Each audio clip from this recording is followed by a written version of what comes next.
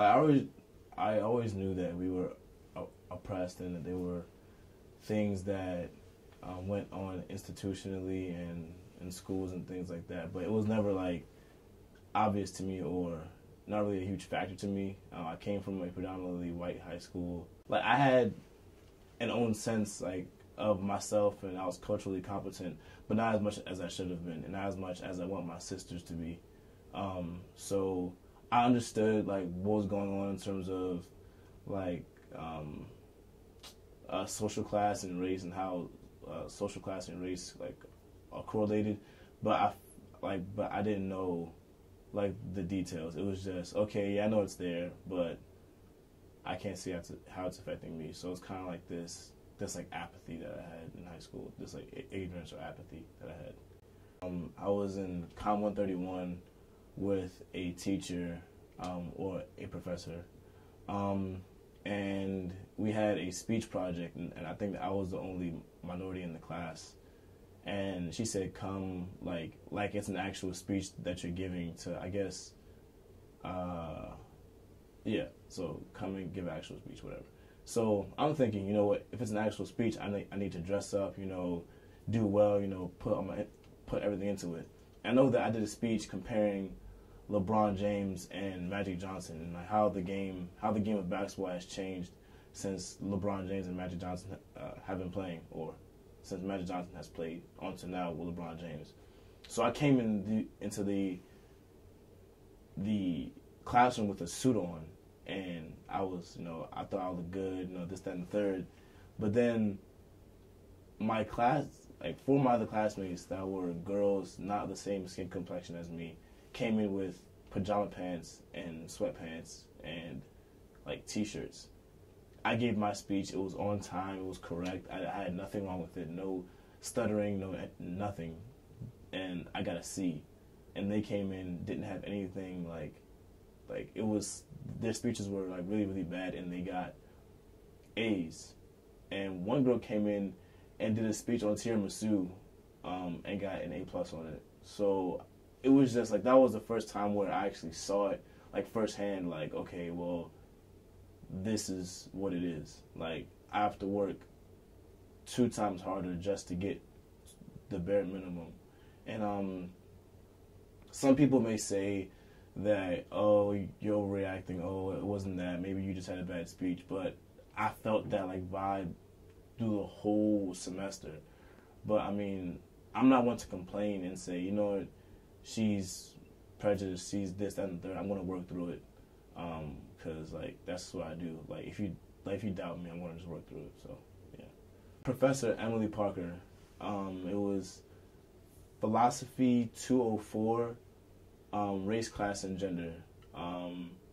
She's a young white female professor, and she's possibly one of the best professors that I've ever had, besides Matthew Durrington for culture anthropology.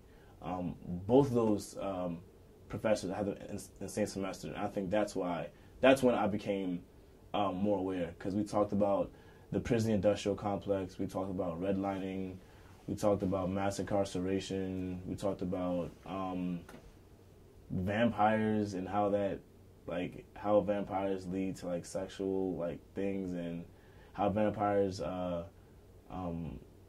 resemble like race and otherness, and like it was a whole bunch, and that really opened my eyes to like a whole bunch of things. So like learning that class made me go on to like explore, research like prisons, and how prisons basically use their inmates as slaves, how urban education is a system used to disadvantage minority children in cities, in urban areas, Chicago, DC, Baltimore, New York, and those 2 classes, like going back, I would take those classes over and over again. Like they were probably the 2 best classes I've ever taken in my life: Emily Parker and Matthew Durrington.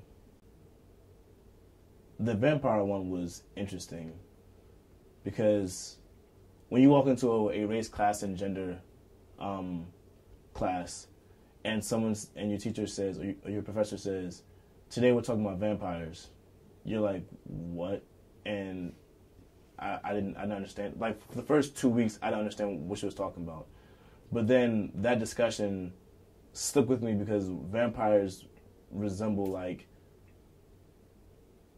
minorities in a way. Like they were, it's just like the white America back in the day felt threatened by those who were of other skin color coming to America. So basically, when the vampires entered America, they were feeding on these white women and white males. So it was just they came and vampires look like you, they talk like you, they act like you, but there's something different about them, and that's when this otherness comes in.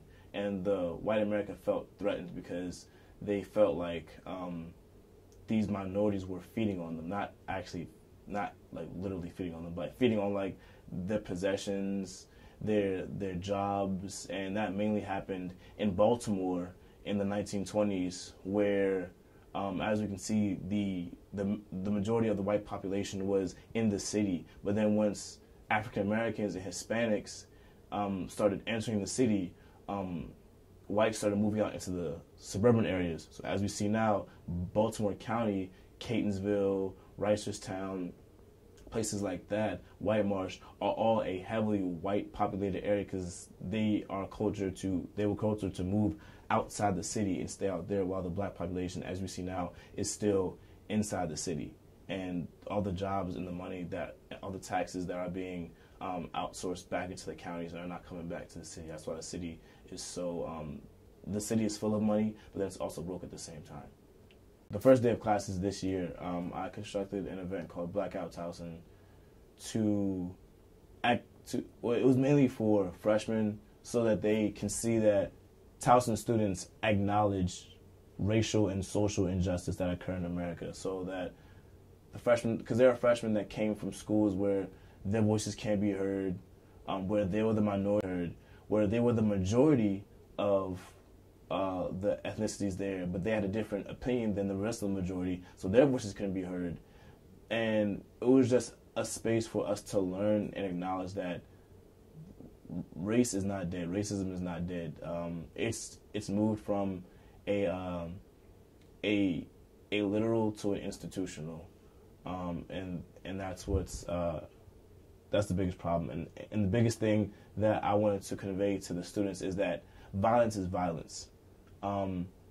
Just because I go to someone and hit them in their face does not mean that that's violence. But there's also institutional violence too. If I'm institutionally setting up for someone to be disadvantaged, to be to not the same resources, and setting someone up or a group of people up for failure, that's institutional violence. And we have to understand that violence isn't just the beating, the lynching, the hanging, the shooting. It's a lot of stuff. It's setting up people to be killed, to be disadvantaged, to not have the resources. We're definitely growing in education, because even now, like, my sister is starting a black student union at her high school that has never had a black student union. She's starting it. We're definitely there. We just have to organize more, and we can't become complacent. I feel like sometimes we can become complacent and say that, oh no, the next person will do it. Like, if you have the time, I'm not asking everyone to be an activist. I'm just asking to just acknowledge and support the cause, because whether you like it or not, you're being judged upon what you identify as. So you can say, oh, racism is, so any minority can say, oh, racism is dead, but that doesn't negate an oppressor oppressing you. That makes sense.